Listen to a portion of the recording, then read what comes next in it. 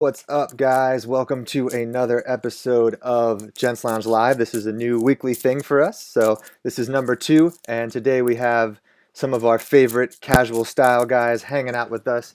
We got Brock from The Modest Man. We got Trav White from Trav White. We got Devin on deck from Trav White, or Devin on deck from Devin on deck, and Blake and me. So today we're just gonna let's see, do 1 second. So today we're just going to talk a little bit about casual style, and then we'll get to know everybody real quick, and then we'll jump into the questions. So awesome. All right, guys. Next question. This one's for somebody else because I don't really cuff my jeans this often.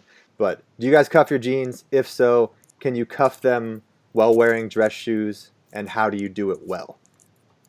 I added a little bit of the end to that one. Yeah, exactly. You lost me on the second half.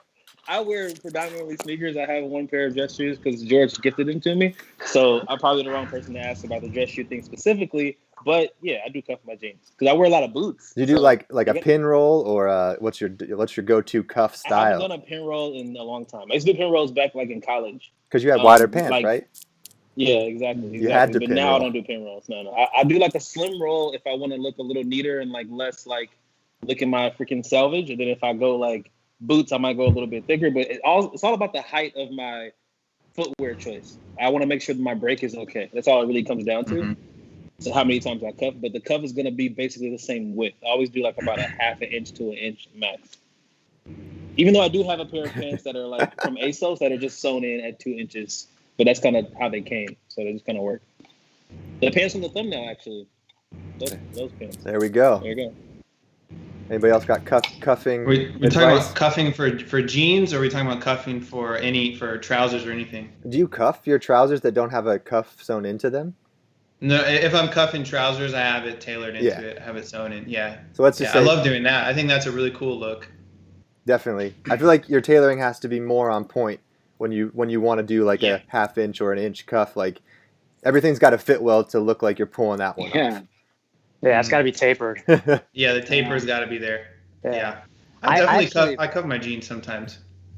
Yeah, I was going to say, I cuff my jeans pretty much all the time, but I would say to whoever asked, it is harder to pull off with the dress shoe, especially if you're going like really dressy on top. So I would say, if you plan on wearing jeans with the dress shoe a lot, go with like a nice dark wash, no distressing, nice and tapered, and like no break or maybe a little bit of break, and ditch the cuff.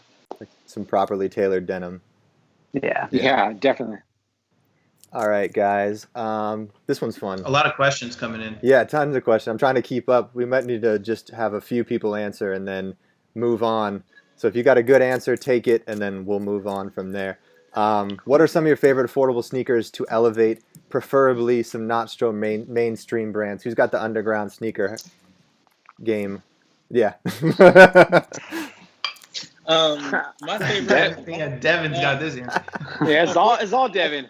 Affordable is a spectrum though. It really depends on what you can afford. Like for me, I refuse to pay $500, $400 for a pair of Common Projects when a brand like Koyo exists. Okay, I get a lot of shit for loving Koyo so much. I love good. The truth is, I met the owners. We've had a conversation. We've had several conversations. They found the factory that Common Projects makes theirs in Italy, and they passed on it. They actually went with the Chanel factory instead. Chanel. Fucking nail. That's where they make their shoes, but they still offer them at the same price that Common Projects used to be offered at, which is $250. But if that's above your price point, I think I wouldn't necessarily say second best, but if you want to come in about at $100, you want to go for the New Republics, right? Like those are probably the easiest ones to get, but they will definitely deteriorate a lot faster than a Koyo would. Blake McKay does a pretty good white sneaker as well. Yes. I think your Taps are really dope too, right? Yeah, but I was gonna say Tap. They're similar price to Koyo, I would think. They're like 180, right? 175.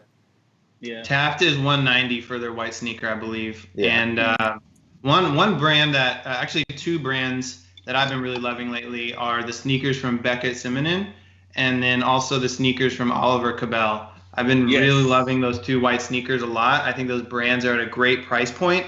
And I think that they're just as quality as something like a Common Projects or a Koyo. And I think that you're going to get similar silhouettes across most of the brands nowadays that make minimalist white sneakers or minimalist leather sneakers in general. But those are the 2 price points that really. I was actually just emailing back and forth with the founder of Oliver Cabell today, and I was asking him like, where's your leather sourced from? What kind of stitching do you use? Is like a Strobel construction, and like what type of? Because I was asking about sneakers, but also about his boots as well. Because I just wanted to know if it was like Blake stitched or Goodyear welted. They actually do this like really cool hybrid stitch. That is like a Blake stitch, but on a Goodyear welt machine. It's really interesting stuff they're doing over there. But I do really love Oliver Cabell and Beckett Simon. I think they're awesome price points and great shoes. Isn't that awesome? I'm not sure what else other people's relationship is with like Oliver Cabell, if you ever talk to them, but I feel like Scott is like super responsive. The owner of the brand is like very involved, very hands-on, super open. And what I love about them is they're able to adjust, right? Like similar earlier before we even got on this chat, we were talking about like how like, you know, Trav just got on YouTube. He was Instagrammer only. I just got on TikTok. You see George on TikTok. We're all trying to just try new shit. And it's like, you have to adjust or die, right? So Koyo's killing it. Common Projects is killing it because of their manufacturing in Italy. And Oliver Cabell adjusted. They changed all their manufacturing to Italy now. But before, I think it was in the UK. So I just love the fact that they're able to kind of, you know, just roll with the punches and be very communicative with everybody involved. Good brand. Dope. So John Jamar, John the Baptist in the building asks, what's up? What are your favorite go-to, or what are your go-to shoes for the summer? Like, do you have a specific pair that you're rocking all summer long? I'll take it. I got a pair of loafers for sure. Like my like M Jemmy tassel loafers. I could wear those pretty much 100% of the time with jeans, with dress pants, with shorts. Like, yeah, if I had to pick one that I didn't have to do any sort of exercise or physical activity in, it would be those shoes. And they look damn good too. Well, they're getting kind of tore up because I've been wearing them for like 2 years straight. That's like my Koyos, man. My go-to, I mean, pretty much all year, but especially summer, is just my white Capri Biancos with the little suede in the back. So It's like white and off-white. Oh, yeah, those are nice. Dude, they're so nice, and they're so beat, but like it's cool because Common Projects, like especially here in New York, you see them everywhere, and you can tell by the lettering. But with Koyos, you can also tell when it's a Koyo now because of that little suede. So like I'll see them every now and then. I'll just be like, yes, you know. So yeah, I love that. It's a great sneaker. Agreed. What you got, Blake? What's your go-to? I think for me, shoe? I've been doing nothing new. So pretty much they're like an elevated like Chuck Taylor, but they're fully sustainable. They're all recycled. So they're actually, you know, doing good for the environment, and they look stylish and they look cool, and they come in like 20 different colors. So you could just choose whatever color you want. And I think they're like $90, dude. So they're not expensive, and they look good, and they're fully sustainable. I think it's a win all around, dude. The brand is called Nothing New. Nothing new. The same founders from Thursday Boots. Yeah. So they're just a really good brand, and just like understated. But I think they're just like, wow. I mean, all summer. I mean, so far all the quarantine, I've been rocking them every day. I saw that you've been boxing in them. Yeah, I've been boxing them because like I get support, dude, on the ankles. So they're like high top. I lace them up super tight. They come in they have like a cream color, off white. They have all these different colors. They're sick, dude. Check them out. Are we talking quarantine summer shoe, or are we talking like summer shoe once we can socialize again? Yeah, because I've been rocking my Adidas slides in my house forever. Yeah, Ugg slippers is about to be my summer shoe of choice. Now, as we speak. Yo, check it out, G. Let's go. Oh my god. Oh, you fancy Balenciaga? Excuse me, sir. Oh, these all things? Come on, dude. something light. Oh, guys, we totally forgot to mention Greats and Ace Marks. Those are some great shoes too. Oh, of course. Yeah, I just saw those in the comments. There's so many to mention, I gotta man. say this about Greats. They just sold to Steve Madden. All my homies that used to work there don't work there anymore. So it's already a bad sign for me.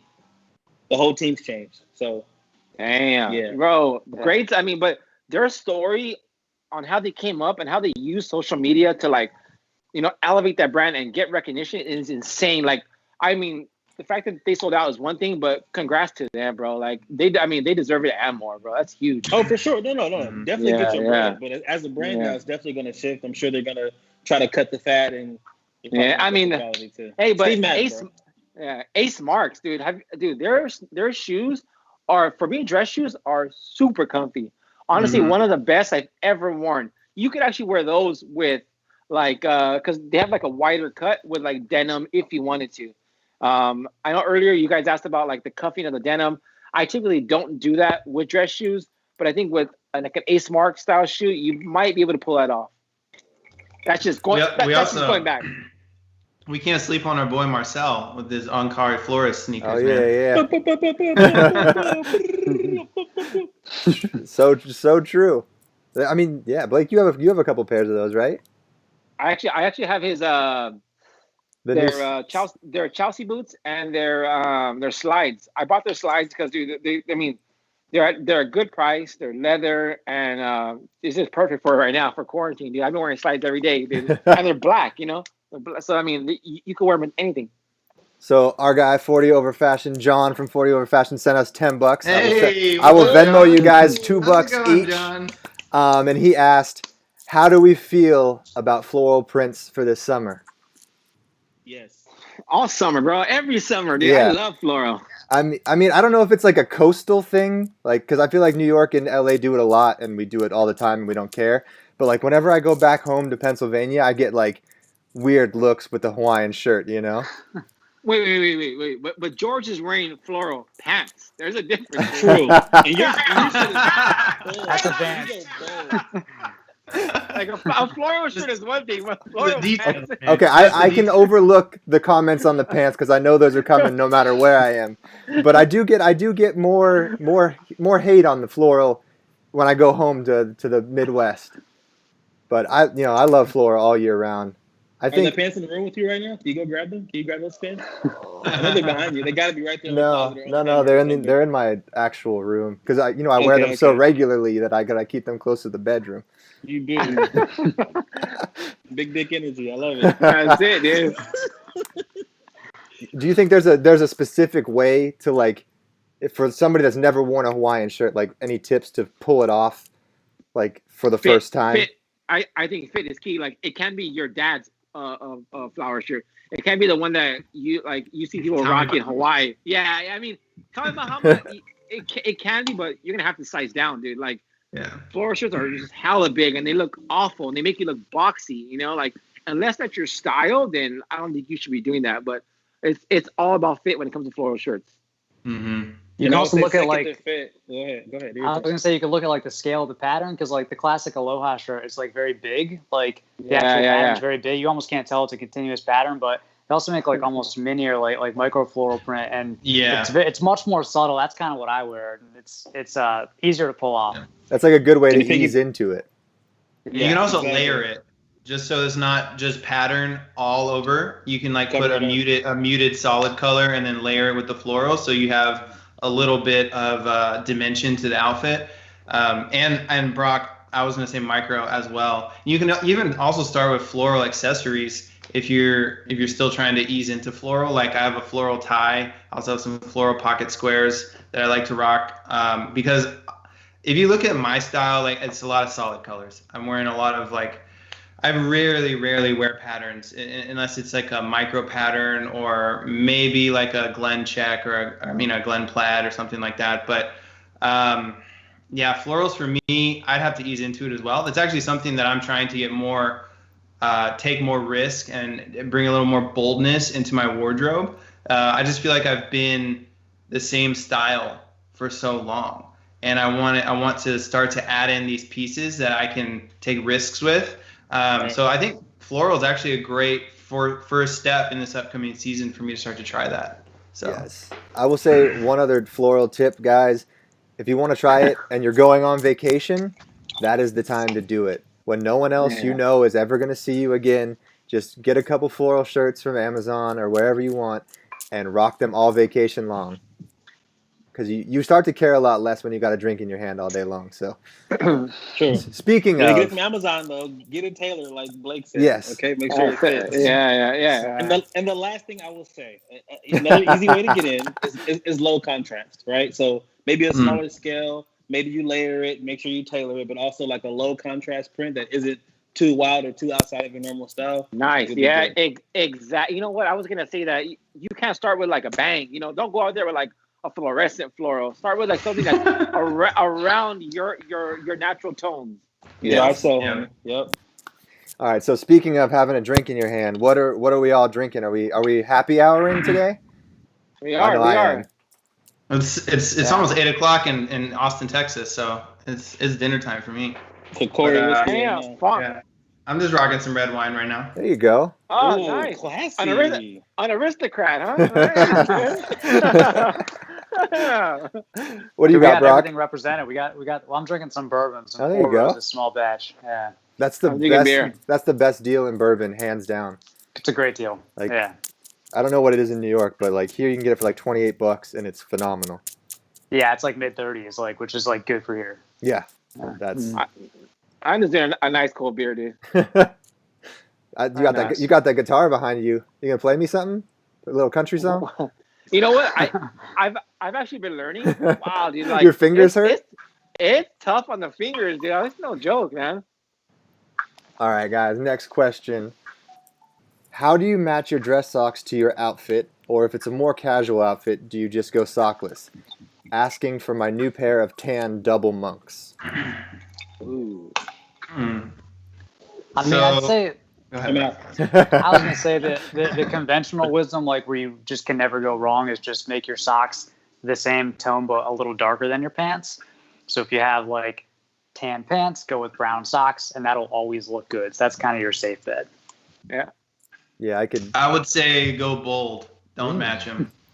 Like honestly, like sockwear is one of the things that people notice, and it can pop, and you can really start conversations with people you never met and break the ice with people if you're rocking some bold. And I'm not saying like, you know, socks with like smiley faces on them or like emojis on them or something like that. But like if you're rocking a cool print and it doesn't necessarily match your pants or your shoes, and you sit, maybe let's say you're like at a class event, you're at a wedding or at something, and you sit down and your socks start to show, like people will compliment you. People like, because this is not something that people pay attention to typically. So when you do, it's going to stand out. I've just noticed that every time I wear a pair of bold socks, like I get a compliment or I get somebody starting a conversation with me about my socks.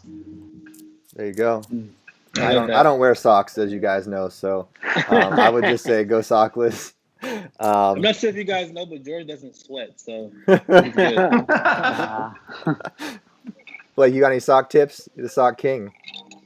Who, me? Yeah, You know what? you got socks that go up to your knees, dude.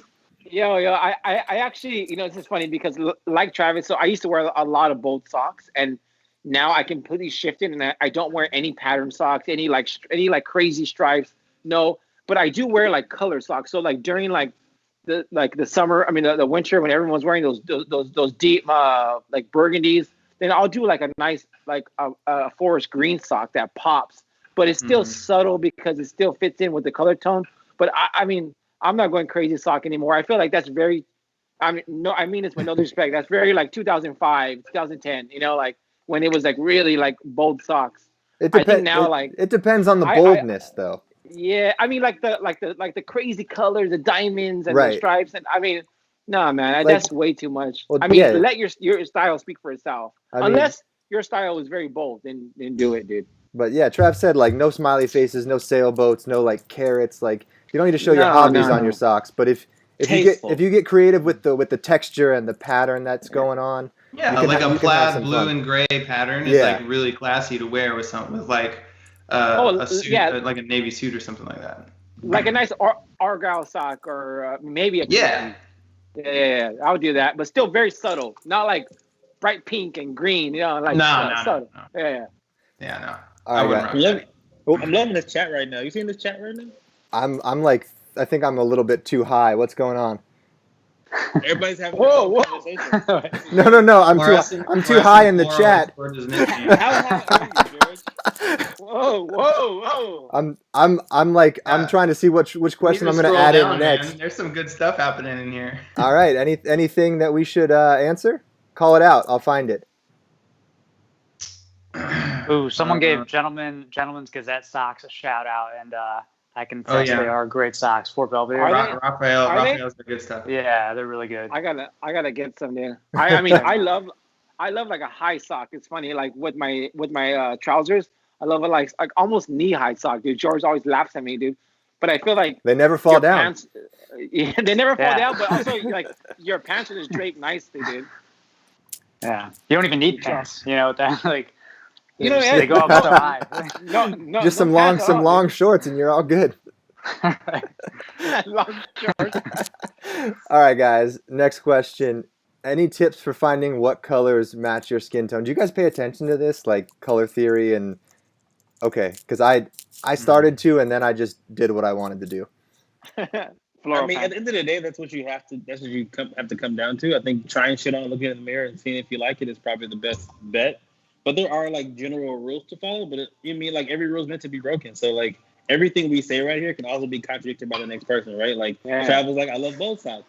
Blake was like, yo, like, I'm past that. But it's all about your personal, journey.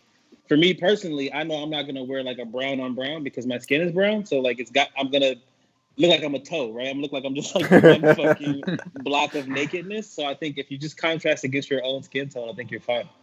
Yeah. And That's well, dead sorry. on, dude. I think it's more about building your outfit around neutrals. Like if you start with neutral colors, like the grays, the navies, the tans, and the like hunter greens and whatnot, or not hunter green, but like olive, you can pretty much add a pop of like yellow or pink or bright red if you want to, but it gets harder to pull off a full bright red look. So the more like you kind of pop the color in there instead of making your whole outfit like wild crazy colors like yellow and pink and blue and like you don't need it, you can do it, it's just difficult. Right. Oh, yeah. I agree. I think for me, what I do is like muted colors. So if I'm gonna do like a red, it has to be like a muted red. I think Cost does like a great job at that, where their blues are like very, very muted, and you're not gonna like pop or be like a fucking highlighter. You know what I'm saying? Because I think that just looks tacky. I mean, for me, because of my skin tone, like I have like a peach undertone. So when I wear orange, oh dude, I look terrible, bro. I cannot imagine you in orange, bro. No, it's no bueno.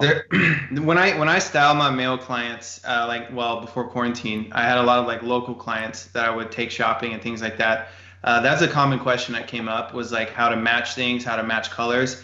One rule that it's like a very basic rule, but it literally will help you match outfits to your skin tone and to your hair, is that look at the way that your hair and your skin tone contrast, and then make your outfit contrast the exact same way. Because say you have like dark hair and light skin, or dark hair and medium toned skin, if you can make your outfit contrast like a dark and a light, or a medium and a dark, or something like that, it's just gonna look very aesthetic because you have matching contrast between what your hair and your skin do. The same thing with your outfit. Another thing is, I say it's like whatever your hair color is, like you can, if you wear a color that matches your hair color, or at least a hue or a tone that matches your hair color, it's going to frame your face really nicely. And when people look at you, their eyes are just going to draw right up to your face, and they're just going to notice you, and they're going to look at your face, and they're going to have a great conversation with you. So that's usually the advice that I give guys when I help them find colors to like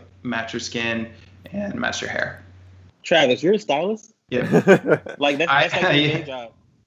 That's my day. Well, it was. Not anymore.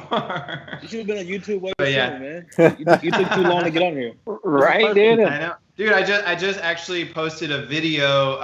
It's like a 30-minute video of me giving a guy I go through my whole process. I do a whole style transformation, from like discovering what his style is, taking him shopping, purging his closet, making a list of staples, rebuilding his wardrobe, like from start to finish. I documented the whole process, and I just posted it on my YouTube, so it's up there right now. That's sick, man. That's awesome. Thanks, man. Yeah. I feel like this question is probably going to be very, very controversial because we're all going to have a different answer. But for summer, when you're wearing shorts, if you're wearing shorts, how short should the shorts be? What's the length for shorts? Where do we go? Where do we fall on that? Yeah. I feel like we all agree on above the knee. Yeah, 3 inches above the knee is like where my workout shorts and my running shorts land. That I'm not rocking chubbies when I'm walking around town. No. Not So I use this rule. It's kind of like my Blake Scott rule for buttoning dress shirts. But if you measure like your whole leg, right, and then you take that length in half from like where your hips are to your knee, and you take that in half and then add like an inch and a half, and that's like the highest your short should be. So if you got a 12-inch leg, you know, 7-inch shorts, right? Okay. Yeah, good Come on, point though, Blake. because Say what Too you much want. half That's like for you your to wear face. shorts. I saw it like your face. Make Well, the choice everybody you at- make, Blake. Just say it. No, man. George is throwing out these numbers, man. It's just, It's not. It's a lot like of math. third grade I math, don't- dude. yo, Say I what don't you know want to say, where. bro. Algebra to figure out my shorts. Speak freely, Blake. Please. Oh, No, man. we're good. But now it's a good point because people are like, "What's the best inseam?" And it's like, well, are you 5'6" or 6'4"? So like it depends like how tall you are and like how much torso you have. So Yeah, But I think agree, dude.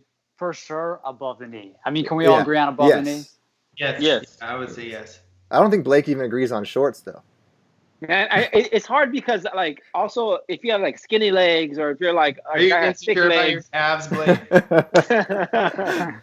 I am. I bet I got Like- skinnier calves than you, man. So basically my rule of thumb is I only wear shorts if I'm working out or at the beach or by a pool. That's it. Like I mean me personally, that's my style. I mean like there's a lot of guys who rock shorts and they look amazing, you know. I just cannot do it. I'm not one of those guys. Blake also doesn't sweat, so pants are good all summer long in Los Angeles. Jen Slams does not sweat. George and Blake do not sweat. Come to Yeah. Austin, Texas in the summer. I guarantee you'll start sweating.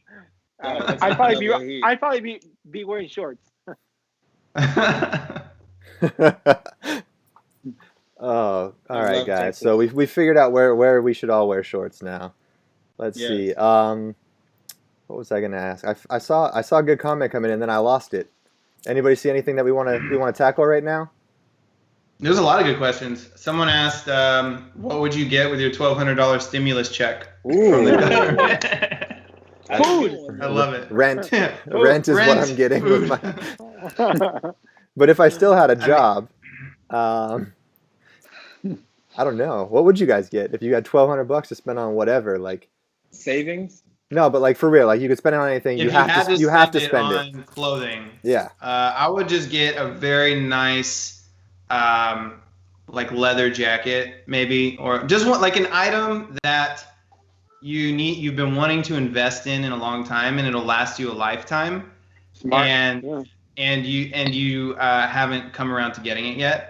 Like, and you could probably get, honestly, if you find the right brand that's quality, like two of something, in terms of leather. And and if they're using quality leather, like I know Bodyskin sells for like $400 or $500 for their leather jackets. So yeah, that's what I would invest in for me. I'd probably get more hats. This is Yes, you the would. only hat I have. And I was supposed to be in Nashville right now playing golf with my dad and also getting another hat. So I kind of got hats on my mind right now. But maybe I'll do like Nick Fouquet or one of those actual $1,200 hats, just custom. Wow. And- yeah, let's blow it all on one thing, right? Let's go. I don't even think $1,200 is enough, man. Well, I'll get half a hat. I'll have him do the lining. No brim. I put 20% down on a 36 millimeter Rolex Explorer 1. There we go. There you go. Yes. Okay. I see you. I was thinking of Future watches fun. too, but like, Yeah, we 1200 haven't talked about watches at all yet. okay. Let's talk about watches, guys. Yeah. What's the watch question that we're gonna answer? What's your Grail? Oh, your Grail. Let's go. Longue one. Hmm. Yeah. I don't know. I can see if I can figure out how to post a picture up here but that's. Yeah, how do you put it up there? I 'Cause think I I feel can. like people need to see your fucking pants. I think earlier. I think I can figure that out. I'll do my best. All right. Now what's your Grail? Oh, I know yours, Devin. Yeah, you know mine. Yeah. It's very, very simple. But it's specific. It is very specific. So 'Cause it's the And is it a 38 or 40 millimeter? I think it's a 40 millimeter. Yeah. Rolex date Jubilee band, but with the smooth bezel. Because everybody does Oh, the fitted bezel. a smooth bezel, nice. Yeah. dude. Yeah, He didn't like that flute. It's less gaudy. It's more like just like you gotta look a little closer. That's just me though, in my Neanderthal opinion. What color? Silver for sure. Platinum. Okay, Yeah. yeah, nice. Because they don't Platinum, make it. steel, They whatever. don't make it you in know. stainless steel. They make a presidential in steel. You're right. They don't make it a platinum either. It's white gold. No, they make It is they white make a gold, you're platinum right. one. Really? Maybe white gold for me. Yeah, White white gold gold's all probably day. more affordable. My first grill is white gold. I mean, I gotta stay consistent with my white gold. All right, let's see here. I don't know. What's your Grail, Blake? My Grail? I don't know, dude. Maybe like a presidential, or like a maybe like a. This sounds bougie, but like a 1960s Patek Philippe. Yeah. They're like a 32 millimeter, super small. You know, just very, very classy, sophisticated, very like minimal. I just love it, dude. So if you guys can Nice. see now on YouTube, that is my Grail over my face. If you guys are watching. Nice. Oh, yeah. I only have the chat up right now in a separate window. Let me go back and look. Damn. Oh, nice. I should do that too. That's smart. Oh yeah. You can throw the chat out just like to look at the people because that's all that fucking matters. Oh shit. Okay, I see you, George. That I mean, it's same like honestly like the same movement as a Patek. It's just German made instead of, and the back looks way cooler. They put, like, is it Patek or is it Patek? I say Patek Philippe, or it's the same thing. I don't know. Hey, I mean, it really doesn't matter, bro. I mean, do you say Moet or Moet? Definitely Moet. Moet. See, it's the same thing as that. Like, you know, it's just however you want to say it. That's true. My Grail's movement. Yeah. No. Just kidding. I'm gonna say movement. I'm like, don't get it started. Yo.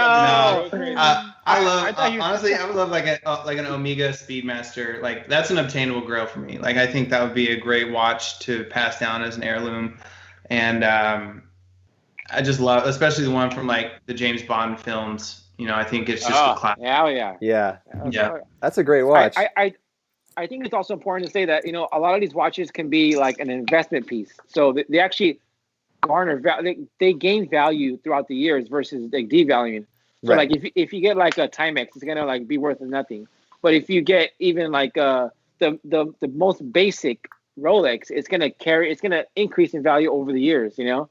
Mhm. Appreciating asset. Yes, sir. Yes. Trav, did I get the watch right? Let's see. Oh, pull up that movement. Oh yeah, I got the movement up there. I fucking hate it. There we go. Got the movement. Brock, did you say your Grail? Well, mine, I think mine would be the Rolex Explorer 1. It's just Yeah. something- Mine is close, bro. You got the black face on me. I'm sorry. I'm not. Okay. I gotta go with the silver Sorry. face. Silver on silver. All right, But it's okay. I just Google image search, man. Close enough. I love the strap that you found on that Speedmaster too. Like that's super dope. First image that came up when I said Speedmaster Bond. So, Yeah. but yes, no, these are all great watches. What do you think is important to look for in a, like, when you're spending over $1,000 on a watch? Like, what are things you look for in that watch? Mhm. Honestly, I think the number one important thing is that you just love the way it looks. Like, you just find yourself like looking down at your wrist, you know? Because nothing else really matters, like whether it's mechanical or quartz, the brand, the price, whether it increases in value. That doesn't really matter. If you're spending more than that, like if you're going like 5,000 or above or 10,000 above, like I think then you can think about resale value a little bit and how it holds its value. Because you know, even brands that are higher end than Rolex, still Rolex holds its value better than a lot of the brands that are technically more expensive. So if you want to think about it like that, you can. But I think the number one thing is just you got to love it, you know? Yeah, I agree. Yeah, it's crazy. Like, you can buy a Submariner now and sell it for $4,000 more as soon as you buy it because you can get your hands on it. I do that. I think it has to mean something. Yeah. Like it's a symbol of like your hard work and effort. Like it's not just a piece of metal that, I mean, it's a beautiful horology and like how it's crafted is meticulous and it's a very detailed way of building it. But I think it should act as like a symbol of something you've accomplished. And when you pass, it's something you can pass down to your children, your children's children, it can stay in your family. It's your legacy. It's the empire that you've built, that you've passed down to the mark you left on the world, that will tell stories of who you were generations to come. I think having an heirloom like that is phenomenal. You could do that with almost any timepiece, but being the more higher end ones, I think, just gives that next level of telling that story. Yeah, I think Travis is dead on, dude, because like someone like me personally, my first big watch, I bought it to celebrate something. It was like almost like an accomplishment, and I feel like to this day that watch means the most to me, not because it's the most expensive, but because of like what I did to get it, and like it's almost just like Travis said, like an accomplishment that was more like for me. And yes, I could pass it on, but it was just a self-fulfillment that, I mean, I can't even explain it. Like, I have no words, Yeah. I mean, I think it's important, like when you have something that's your grandpa or your dad handed down to you, literally it doesn't matter if it's a Timex or if it's Rolex, because it's something that has heritage, something that your dad had that you have now. Like, it doesn't matter. But I mean, if you want to hand something cool down to your kids, you get all these watches on the screen right now, and then you pass that down once you can trust them enough to not sell it or ruin it. No, yeah, you're right. I just think like too many, like nowadays you see too many people that's like they buy watches like crazy, bro. Like where there's no like meaning to the watch anymore. It's just because it's just like another accessory. And for me, that's hard to do because I feel like watches are like very like, I don't know, just like symbolic of like an accomplishment, and to see people like just rock them like nothing or like toss them, dude, to me that hurts me, and that's just me personally. Oh yeah. I just read Jared just talked about the Jaeger LeCoultre Reverso. That's also my Grail watch as like a dress watch. That I love that watch so much. All right, so let's go back to casual style.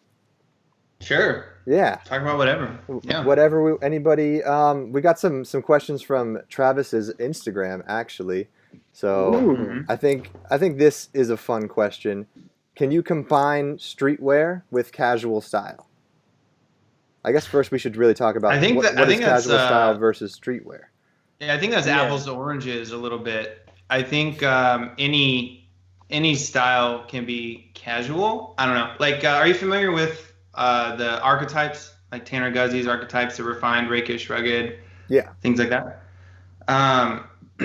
So if anyone out in the audience is watching and aren't familiar with the archetypes, refined is, the suit and tie guy, Don Draper, something like that. Rakish is, I would actually put streetwear a little bit more into rakish, something that costs, is like very avant-garde. They're different. They take a lot of play on those like pushing the envelope. They're probably more rakish. And then rugged is, your typical lumberjack, flannel, leather, denim. So having said that, I think casual can fall under any one of those umbrellas. So if you're like, can you combine casual and streetwear? I mean, you can use casual for any of the archetypes. You can use casual for across all of them. So I think absolutely. Like I guess, I don't know, maybe Devin, you could answer this a little bit better. Is there such thing as like formal streetwear? No. And then casual streetwear? Yeah. Well, I'll say this. There is such thing as like a smart streetwear, right? Because I feel like streetwear, it's really about the silhouettes and like breaking the rules of like conventional fashion, right? But you can dress that up by dressing up your like fabric choices and the colors you choose and your tailoring if you want to. But maybe the silhouette is purposely oversized because it's streetwear, because you're going to wear it with sneakers, right? So there's a way to do it. Like a guy that does it really perfectly is like Daniel Simmons. He's like buff guy. He has the chest of Blake, the legs of freaking George, right? He's like he's like the perfect specimen in fitness, but he's also like very modest. Because usually fit guys just wear fucking spandex and just like flex all the time with their tight ass fucking jeans, which I fucking hate. But this guy likes to wear relaxed fits. He likes to wear clothing that's a little bit looser, but it's always kind of refined in a way. So I feel like there is a way to do elevated streetwear that feels a little bit more cost-like, a little more avant-garde, a little bit more sophisticated, rather than just like vibing out and just wearing whatever you want, which also is okay. But those are two different worlds, I think. Gotcha. You know what, dude? I feel like the Japanese do that very well, dude. Where they elevate their streetwear. Oh, bro, and I think they have it boxy, and they have it like it's still very. How can I say this? It's still like very boxy, but tailored in the same way. Like the waist is still small, but then they flare out, but they're cropped at the right level. Like they're not like with a heavy break or they're not like super penciled. Oh, bro, they do a really good job at it. Yeah. I think you're right. Because I think even with the wider pants, they still come to like a carrot shape. So they still kind of come a little bit tighter at the bottom. So it still gives you the right shape. Almost like that 1930s cartoon characters, you know, when they would have the high-waisted trousers. But, oh, dude. I mean, I don't know how to define it, but that's how, yeah. And they crush it with a fucking Naragi on the t-shirt. Just be like fucking indigo denim, white tee, like an olive green, like chino or some shit, and then like a pair of loafers, killing it. Yeah, and like chambray shirt, but like a real chambray, like, you know, with actual like with weight to it. It's crazy, dude. I love Japanese stuff. Quick question: do you guys wear bracelets? And if so, how do you pull it off? Like, how'd you do it at first, and then how do you get more bold with it? Is there a theory, a strategy? Because I think my wrists are too fat to, like, I got thick wrists. Like, I feel like I can't pull off a bracelet. And even when I order like larges from like bracelet companies, it's like cutting off my circulation. So like, help me style bracelets right now. I have the opposite problem. So yeah, I think like all like bracelets and watches, they're always too big, you know. Actually, so I never wore one, and so basically what I'm wearing now is this watch, ring, and bracelet. This is what I wear every day. So I don't have like a drawer full of accessories, but my wife gave me this, and it's very small, like it's very thin, and it's not just a silver cuff. Like it actually has some engraving work, and it has a story behind it too. She actually got it from a silver worker on the Navajo reservation in northern Arizona where she grew up because her parents worked there. And so it's special in that way, but it's also very subtle. And I've had more questions about this bracelet than like any watch I've worn. And of course, I can't tell anybody where to buy it because they have to go to northern Arizona. But I think the way to start is get something that's very low key and very subtle like this, and kind of doesn't have a lot of wrist presence, and that'll be a good entryway into wearing something else on your wrist. Wrist presence. I'm taking notes. That's great. Yeah. I like that. Wrist presence. I feel like Blake and Devin always got stacks, and it looks fine on you guys. But every time I look down at my wrist and try to do it, it's like, nah. Look at Devin's stacked wrist. Is that? They never come off. Where are those from, Devin? So this one right here is from Jonas. I'm changing my AirPods died. Okay. This is a family company out of New York, and I really like this bracelet because it's like beaded. It's like instead of using like, I don't know, like beads, like fucking wood or whatever, you know, stone or whatever, they actually carve those same shapes, but actually in silver. This is from W Brothers, and then this one is from Cost. It's probably the most affordable one I have on. Nice. This is like a recycled silver. So they take old vintage silver, melt it down, and make new stuff out of it, which I think is dope because they're focusing on like sustainability and, you know, not using it as much as other companies do. So Devin, can you do me a quick favor and show that to the camera again? I got you full screen now. There you go. Boom, there we go. All right, so Jonas, that's a beaded one, but it's beaded in silver. But you see, like, even some of the beads have engraving on them. It's like a really highly detailed. And like the way that it clasp is like a string. So it's like a traditional beaded bracelet, but just made of silver beads. And this one is, I forget how this freaking clasp is called, but this is a silver bracelet by W Brothers, and this is one by Cost. I like that one. It's like two different chains. Yeah, very, very subtle. Very. I feel like I could start pulling that one off. That's like my first. If your wrist can fit it, yes. Yeah. Yeah. Let me borrow that for a week. The only bracelet I wear are my hair ties. What are your go-to hair ties? The Walgreens ones. There's one company that I really like their bracelets only because John Hardy, they have really nice bracelets that the makers of their bracelets are women in Indonesia or in Bali who, if you know anything about Indonesia, my wife's Indonesian. And one thing that in Bali that they do is they make these offerings for their religion or their spirituality, and they do these special types of weaves, and it's like a very specific weave that they do.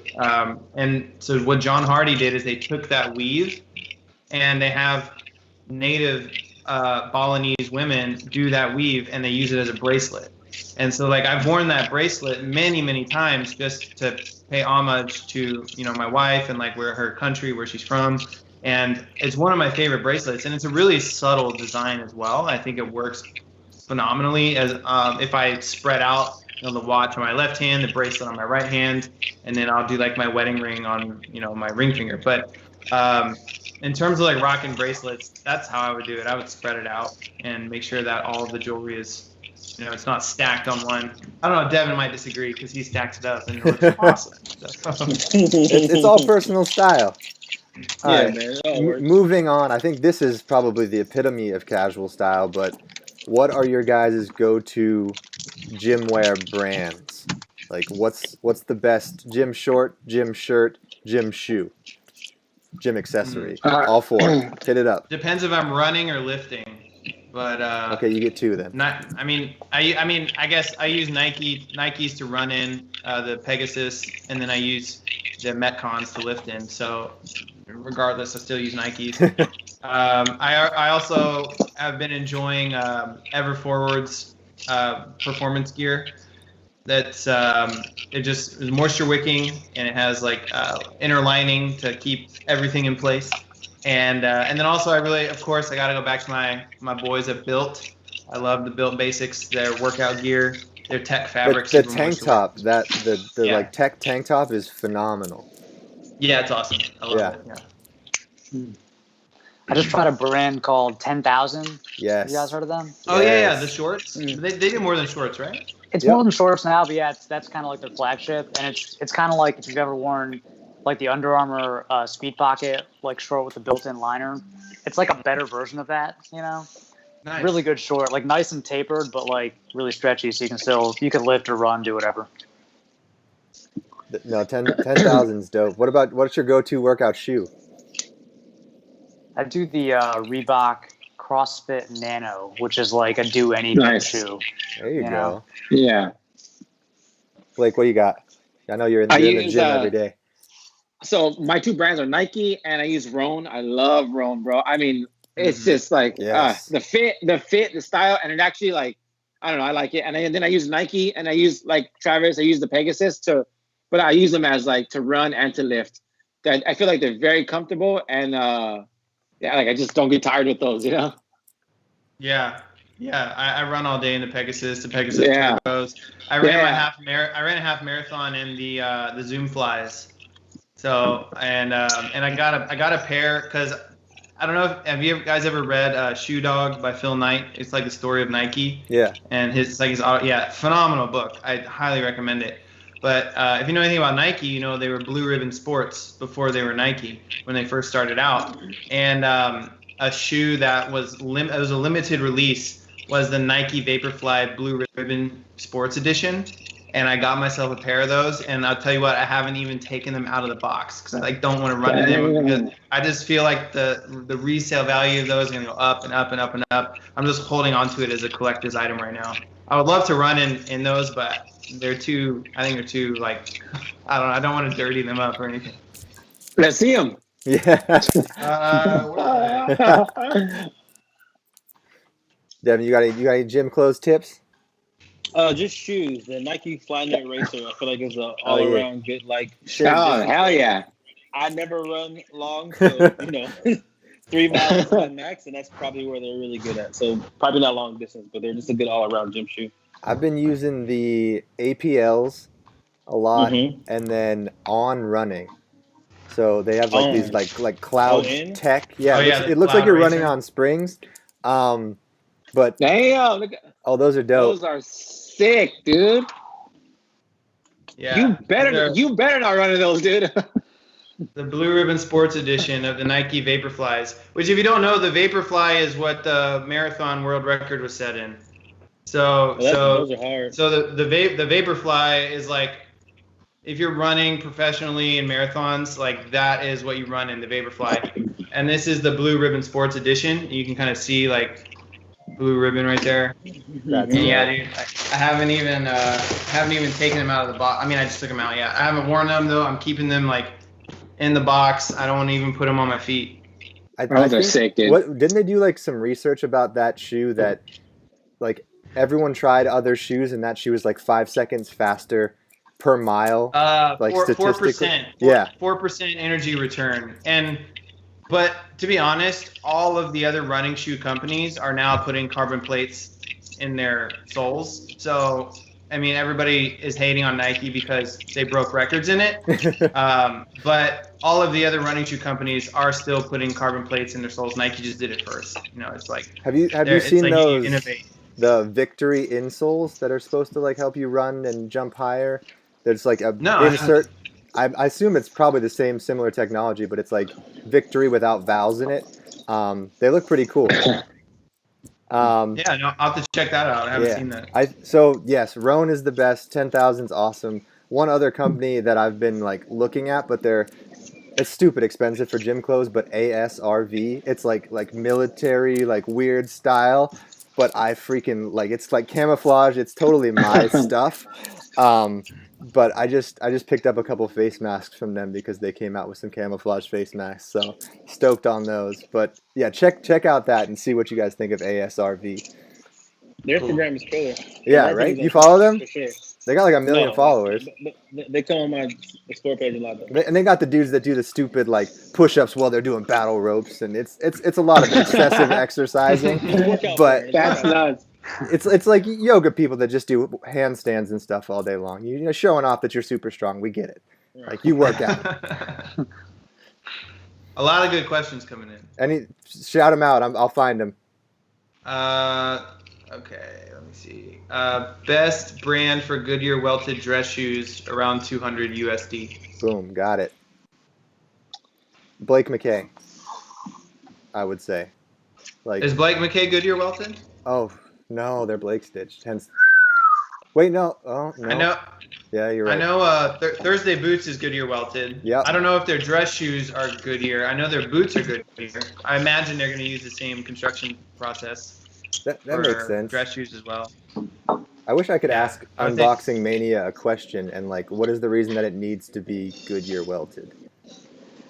Yeah. Probably just for like waterproof. Okay. I don't know. You can replace the soles on a Blake or Goodyear. Yeah. So it depends on the Blake stitch also, because some are harder to do than others. But like the one that Ace Marks is using is Blake stitch, but it's specifically like resolable. So it depends. Also, the Oliver Cabell, they do this hybrid Blake stitch Goodyear. I have to go back and read what Scott sent me, but he said it was like a Goodyear machine that they use, but it's like a Blake construction to still get the lightweight. It's not as heavy as a Goodyear, but it still has the waterproof.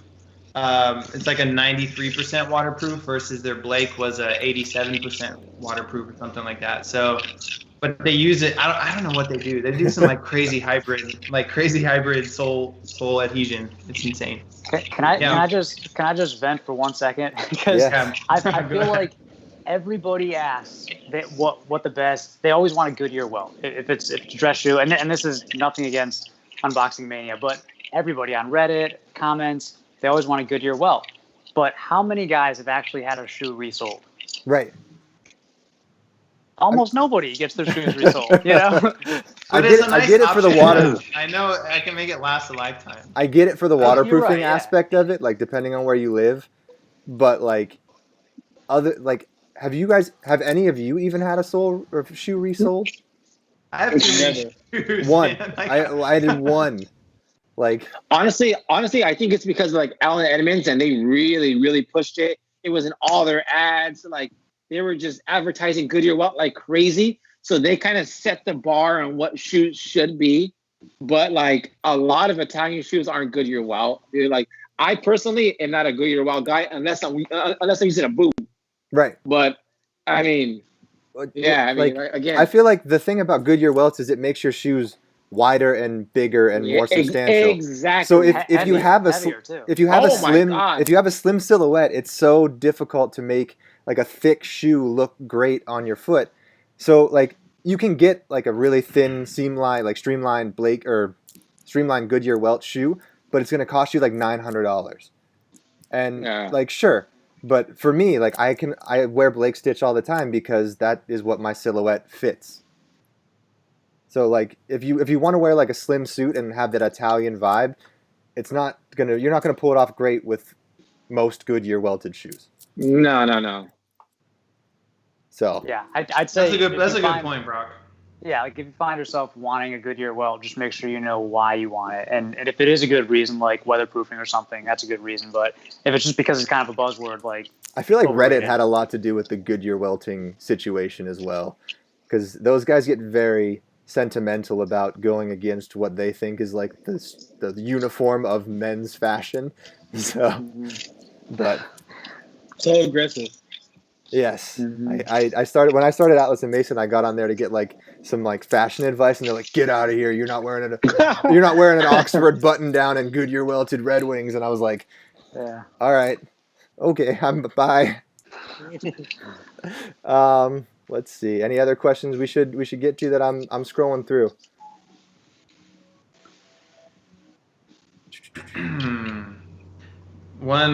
Someone asked about Ryan Gosling's style from Crazy Stupid Love. Yes. It was almost 10 years ago now. I just watched it. Like, has anyone topped it? That was the question. Has anyone topped Ryan Gosling in Crazy Stupid Love, style-wise? Besides every 007? Well, I was going to say, you're talking about movies or TV shows or right. What do you like mean? real people? Yeah. Some clarification. The new gentleman movie. Yes. Dude. Oh, like even the tracksuits are like tailored from premium suiting fabric. It's phenomenal. And like George with a tracksuit. Dude, I literally as soon as I watched. Please do a photo shoot in a tracksuit. I would love to see those thighs in a tracksuit. Dude, I walked out of that movie and I tried to find all of those tracksuits, but they're custom made, so no one makes those. So I gotta have one of our. Someone makes those. I'll have Mitch make me one, but they're probably in LA. Whoever makes them, bro, you just gotta find them. I don't know. I need I'm to sure do more you can research. Google like the gentleman tracksuit. I'm sure you have the company name in like 5 seconds. Dude, I went through I literally went through like 15 articles. Yeah, right, I mean, give me a minute. Kingsman had phenomenal style. Dude, like Kingsman was, you can't. It's Savile Row. Like you can't beat it.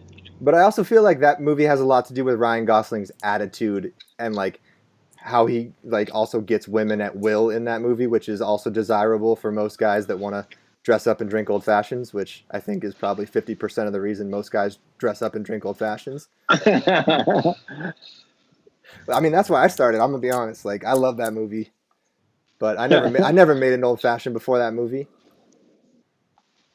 Yeah, Mad Men changed everything. Yeah, Yep. But like I did just watch it like while in quarantine, actually, like a week ago, and the suits hold up. Like the style holds up. The only thing that's probably not like accurate today is there's a lot of V-necks in there, a lot of V-necks, but like you can still pull off a V-neck every now and then. They're just not as popular as they were back then.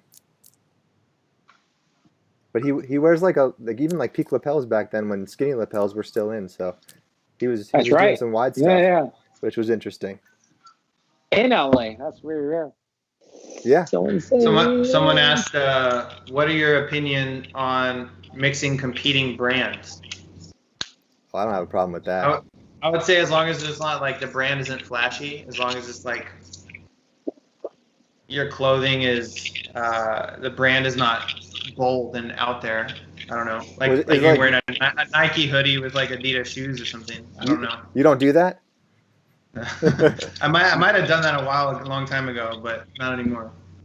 But I think like for most, I love mixing brands. I think it's as long as the brands aren't like totally visible. I don't know. There's not like an obvious rivalry going on between them. I don't know. But I think it's better to mix it up than wearing like one full outfit from somebody. because I mean, it shows you have some creativity in what you want to wear. Because obviously, like if you get something from COS or that, like you can put pretty much any piece together and it'll look great because that's how they make things. But if you can style those pants from COS with a shirt from somewhere else, you're showing a little bit more creativity and changing up your look that possibly no one else will also be wearing. You don't want to walk in and have the same uniform. If we're talking like visible branding and logos, I would say try to keep that to a minimum anyway. So like if you do have a logo somewhere, that should probably be the only logo, because then it might get a little too much. Yeah. Anybody? Oh, we got a couple of thank yous for doing this tonight. So you're welcome. Also, guys, thanks for coming on and hanging out with all of us tonight. I think we're gonna do this like once a week. It's been fun. We've been doing it for an hour and 13 minutes, so I don't know if you guys want to wrap it up, take a couple more questions, and then say goodbye, or we got stuff to do during quarantine. Your boy's hungry, Yes. I can go till 7. All right, so 15 minutes. All right, guys. So 15 minutes. If you got any questions, ask them now. We'll get to them. If you haven't liked this video, just give it a thumbs up. It really helps us out, especially when we're trying to do more of these. I actually got Corey from Taft coming on tomorrow at 8 p.m. Oh, nice. So that should be a fun one. So we're going to talk shoes and the story behind Taft, and maybe we'll get a sneak peek of what's coming in the future, hopefully. There you go. And subscribe to Gents Lounge. Gents Lounge, hit that subscribe button right now. This one's a fun one. What's a good summer drink? What's your go-to summer cocktail or beverage? White Claw? No, White Claw, hell yeah. White Claw. Claws out summer. Oh my god.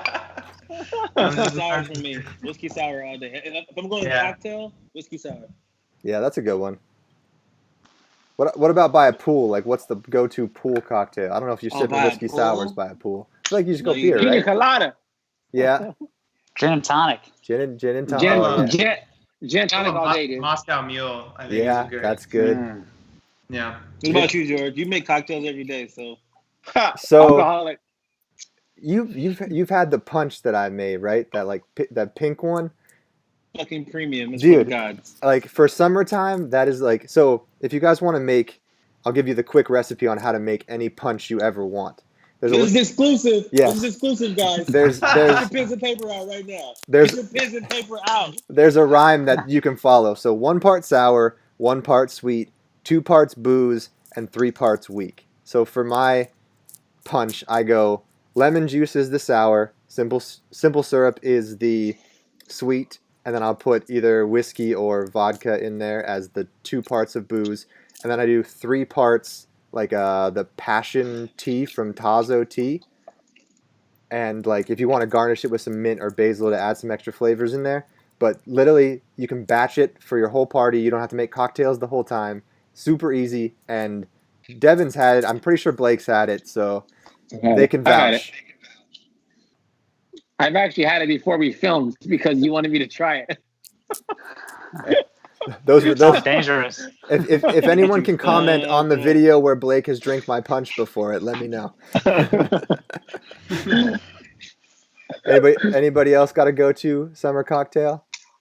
Honestly, dude, gin and tonic, bro. I love I love like a nice Corona or a Modelo, like with lime or in like a michelada. Oh, bro, so good, dude.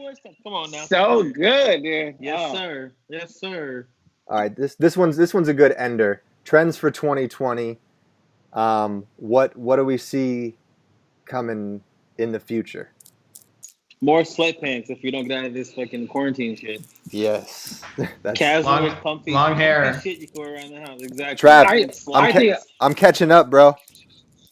Like I'm getting there. Honestly, I've never been a super trendy guy, so I don't pay, at least for clothing trends, I don't pay a whole lot of attention. My style is very, I guess, I don't know, basic, minimalist. I guess it was a mix between like rakish and refined. Yeah. But a lot of trends that I've seen coming through are leaning towards baggier clothing. 100%. Like not as fitted, not as tapered, more boxy. not as many ankle tapers. Pants are getting boxier, getting straighter, getting more relaxed fits. That's what I've seen. I don't know. I haven't been bold enough to rock it yet, but it's just my body type could be that. Join me. I was gonna say the same thing. Like definitely wider silhouettes and more relaxed, but still tailored. See, this is because the dad shoe thing happened. So shoes are gonna get wider, silhouettes are gonna get wider because everybody's got to fit these chunky shoes that they were wearing with skinny jeans for so long, and it looked terrible. Yep, I agree. So I've been doing like wider pants and also pleated pants. A lot of pleats with denim and with trousers, and I feel like it's just more relaxed and it's like less constructed and not as tight. Pleated denim? Yeah, dude, I have pleated denim, bro. Why did you say that? Of course. In the first question. Of course, Blake has pleated denim. Smart. Hey, but that is smart streetwear right there. That's smart street. That's what it is. Guess who makes it? Japanese, baby. I think after we get off this call, text me the brand. I will. I think you'll see some more people rocking Gurkha trousers this year too. Like it kind of caught on for the influencing community, and I think it's gonna trickle down into fall this year once some brands make them that aren't $250 to start. I think people need to realize that Gurkha trousers are meant to be tailored, but they're not meant to be like skin tight, butt tight. They're wider in like the style, but they're unhemmed. Like I see a lot of guys that buy them and then they hate them because they're so used to wearing like tight trousers or denim, and Gurkhas are just wider as they are. You know, they're like a style is boxy, you know, and they have no belt loops. So guys need to know that. They are like like a Gurkha trouser. Yes. So don't game. I love side panels. Yes. So do I, dude. All right. That's skinny man talk. This last question might take up our time, but okay. I think all of us are married. How did you know you found the one? And what age did you all pop the question? So we'll start youngest first, because Devin was definitely the youngest when he popped the question. I was 23 when I got married, bro. So I met my wife when we were 15 or 16 years old. We didn't get together at 16. We were just friends. She lived in LA. I'm from Oakland, so that's Northern California. So you have, California is long and tall. So I'm from the top, she's from the bottom. And I would only see her in the summertime. So it made no sense. And frankly, in high school, I was trying to get my, I was trying to get out there. So I wasn't we weren't trying to be together. We were both exploring and having fun. But then she came to the Bay Area for college. So then that's when we got together. We broke up, got back together, all that shit. And then, I don't know, I think after you know somebody for a long time, I think you get to really see the real person, especially when you're not together. You're not putting your best foot forward. You're not faking it anymore. I think when you're dating, it's still kind of, you're going to put on your best clothes. You're going to be a fucking gentleman. But when you guys are just broken up, that 2 years apart we spent, we were still kind of in each other's orbit because our families are really close. So we were able to kind of still get to know each other, but it was no more of the bullshit. It was all the real shit. So through that time, I got to learn yo, I can still deal with your bullshit because we're all crazy. We all have our shit that's fucking annoying, that's fucking intolerable. I have a smart ass mouth, all that shit. I think I know everything. So no, not you. Fuck you. So she can. So you have to find somebody who's crazy you can deal with, basically. Yeah. So for her, she has the same crazy package as my mom had. So it was perfect. I was oh yeah, I was raised with that bullshit. I know how to do this. Exactly. So I was already equipped for that. So yeah, 23, I was just ready. We already been friends for 10 years. How'd you pop the question? I think I pretended to get her because I get her shoes all the time. Even to this day, I still get her shoes once a month because I love getting sneakers and I like us to match because I'm corny like that. So for Christmas, I gave her a typical shoe that she would expect, but inside the shoe was that's it. When she put it on, her was "Oh, what's inside a rock in there? What's inside the shoe? Oh my god, I had no idea." And then boom, she's dope. Like a toe ring. That's it. Right, exactly. All right, who's up next? Who's got this one? That's a tough question, man. How did you know she was the one? When you know, man. I feel like my wife was my best friend for I don't know, 3 or 4 years, I would say. We met in college. We met in college in 2013 or 14, and she actually had a boyfriend. And I mean, I didn't have any romantic interest in her. We were just friends, totally platonic. And I don't know, a year or two passed, and we were just great friends. And at one point, it got to the point where she was the one who actually said she had feelings for me. And I was like, what are you doing? You're going to ruin our friendship. Like, this is not okay. Like, I ran away. Like, I was like, nah, this can't happen. And, but she had planted that seed kind of like in my mind of like, hold on a second. Like, let me see what it would be like if we were actually together.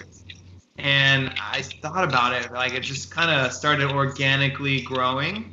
And maybe like a couple months later, I came back and was like, hey, like, let's try this. Let's see what it is. Let's see what happens. Like, and, you know, now we're married, and like, I married my best friend, and it's been phenomenal because every day I wake up and I'm with my best friend. And there like, you go.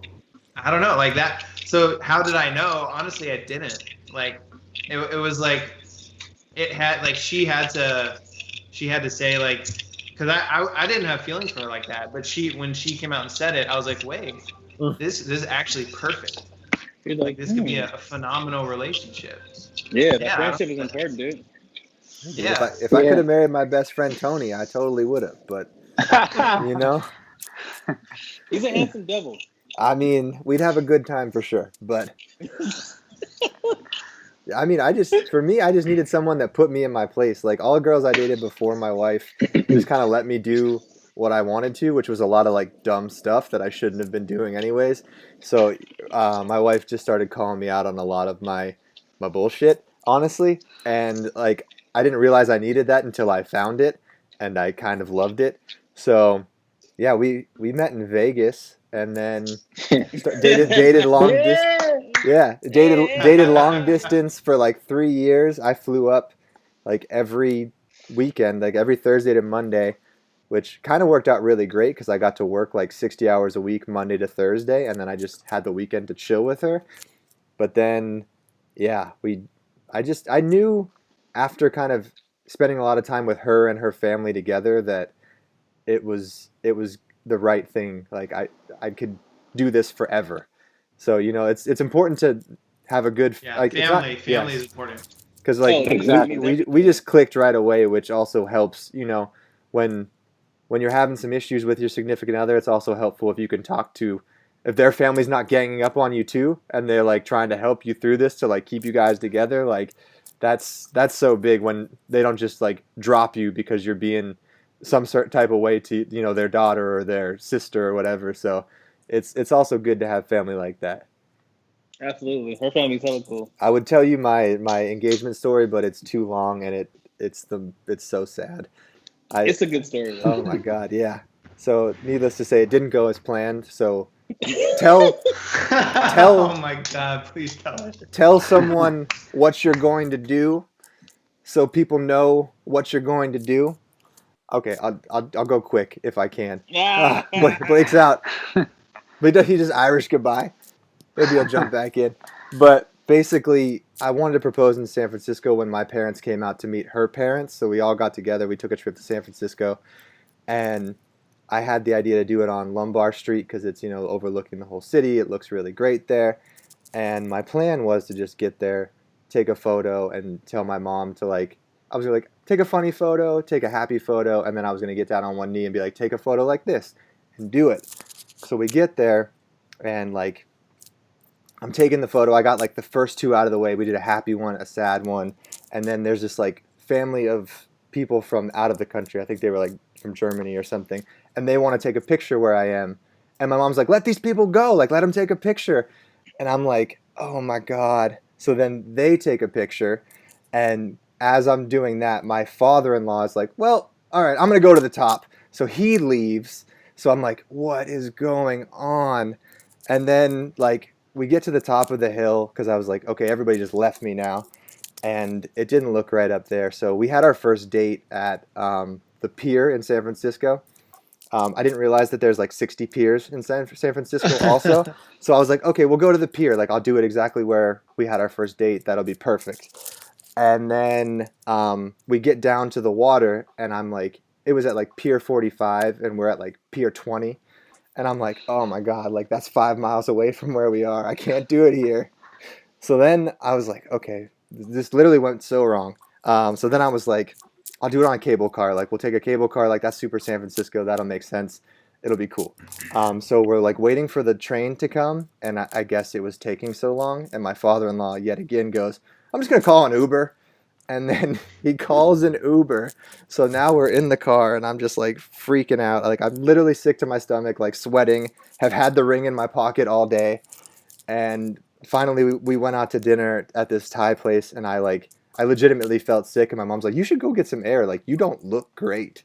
And I was like, I really don't feel good either. So my wife came out with me, and we were walking kind of on the street, and I found like this lit up corner of a building and did it there because I was like, what's going on? And then I did it there all alone with just her and I. But yes, definitely tell someone what you're doing and have them help you.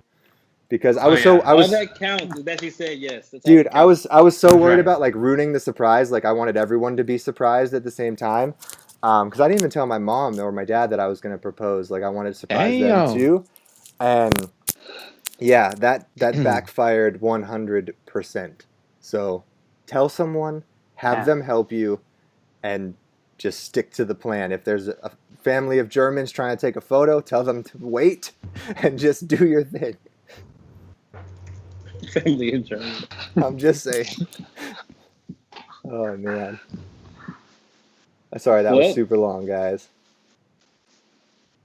We got 2 more guys left, and that's it. Yeah. Well, I feel like Blake's story is really dope. Yeah, so I mean, mine is a lot like Devin's. I met my wife in high school, so a long time ago. I've been with her over 15 years.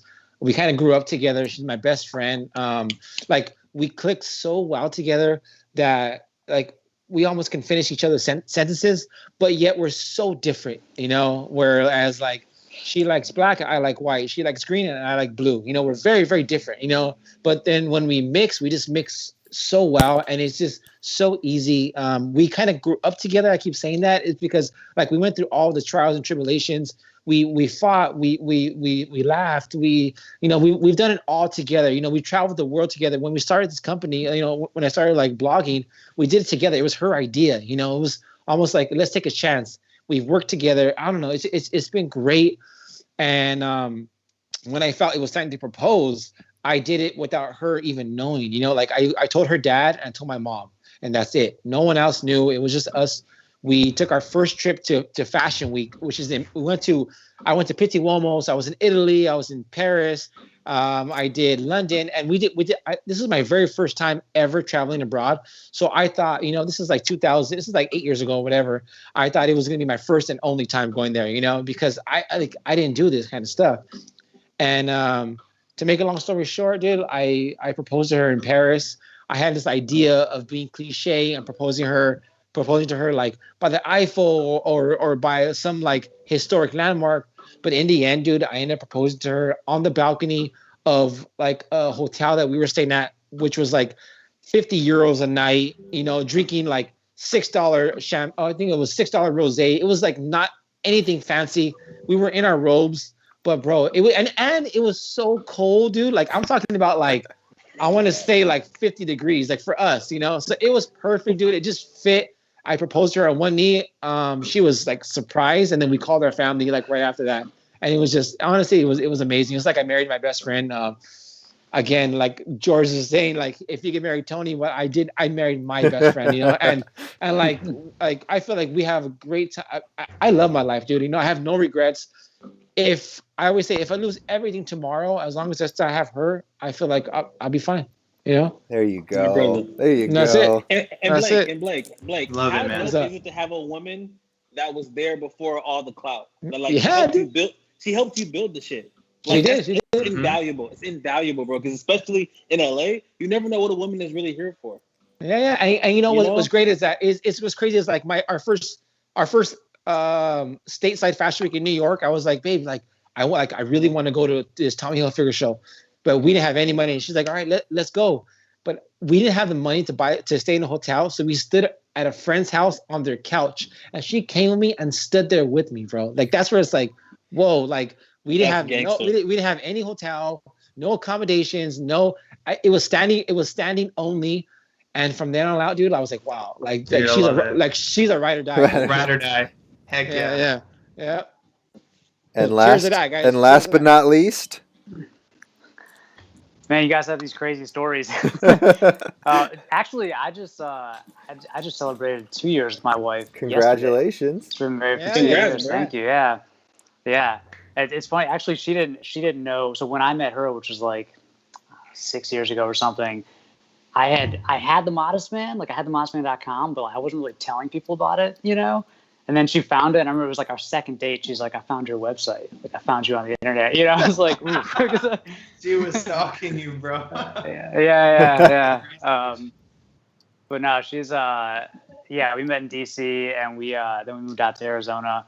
And, you know, that's a tough question. Like, how do you know? I feel like with other long-term relationships I had in the past, I knew that it wasn't quite right. You know what I mean? Good. Yeah. And in this case, that doubt wasn't there. So it was almost like it wasn't a feeling; it was like an absence of a feeling. If that makes any sense. Yeah. But yeah, I mean, I proposed to her. She used to wake up way earlier than me, and I used to sleep in. So I woke up really early one day and like made this big breakfast spread and like mimosas and stuff, and just did it in the house. And we had a real low key wedding, just family, and yeah, it's been a great 2 years. So it went as planned. What was that? It went as planned. It went as planned. There was no one there to screw it up. So yeah. No, that's awesome, guys. Congrats on 2 years, man. Yes. Yeah, Thank you. Awesome. Appreciate it. All right, guys. So thank you guys so much for tuning in and hanging out with us. We're going to do this quite often, so if you want to jump in the next one, I'm sure I'll send out the topics and get in if you want to. If you guys haven't followed Trav or Devin or Brock or me or Blake, give us all a follow on Instagram. I put them all up on the screen right now. And I guess one more question before we go. What TV show do we watch after this? Quick. The Last Dance. Ooh, yes. Ooh, yes. So good. So good. I've been watching The Last Kingdom on Netflix. It's like Saxons versus Danes, Vikings versus Englishmen back in the day. It's really dope. Yes. It's a period piece. There you go. What you got, Blake? I've been watching The Office. Sorry, guys. Nothing fancy here. Just The Office, dude. Hey, can't go wrong with that.